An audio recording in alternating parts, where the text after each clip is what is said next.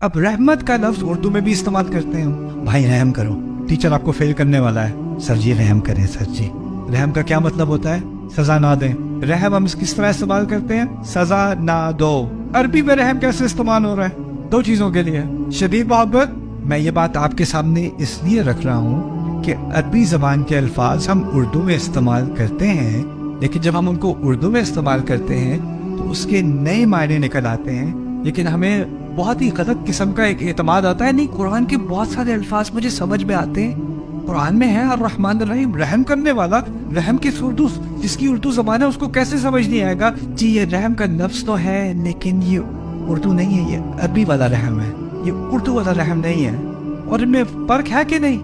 بہت بڑا فرق ہے۔ اگر میں اللہ کو رحم کرنے والا سمجھوں، میں سمجھوں بس وہ جو عذاب دینے والا تھا لیکن دیتے دیتے رک گیا تو اس نے رحم کر دیا، لیکن ماں کے رحم سے عذاب کا تو کوئی تعلق ہے ہی نہیں، بلکہ اس کا برا ترجمہ انگلش میں بھی بہت عام ہے، مرسی۔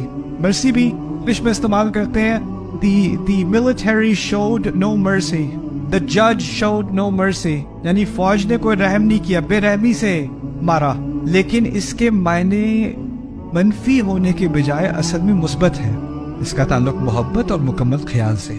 رحمت کا لفظ اصل میں عربی میں نکلا ہے رحم سے۔ رحم کہتے ہیں ماں کے پیٹ کو، اور ماں کے پیٹ سے ماں کا کیا تعلق ہے؟ ایک تو اس کو اس سے شدید محبت ہے، اور وہ عجیب قسم کی محبت ہے۔ جیسے جیسے بچہ بڑا ہو رہا ہے اس کے پیٹ میں، اس کی تکلیف میں اضافہ ہو رہا ہے، اس کو الٹی آ رہی ہیں، اس کو کمر میں درد ہو رہا ہے، اس کو سانس نہیں آ رہی، اس کو نیند نہیں آ رہی، نہ نیند میں چین، نہ بیٹھے ہونے میں چین، نہ لیٹے ہونے میں چین، نہ کھڑے ہونے میں چین، اور اس کی تکلیف کی ایک ہی وجہ ہے ماں کی، کیا ہے؟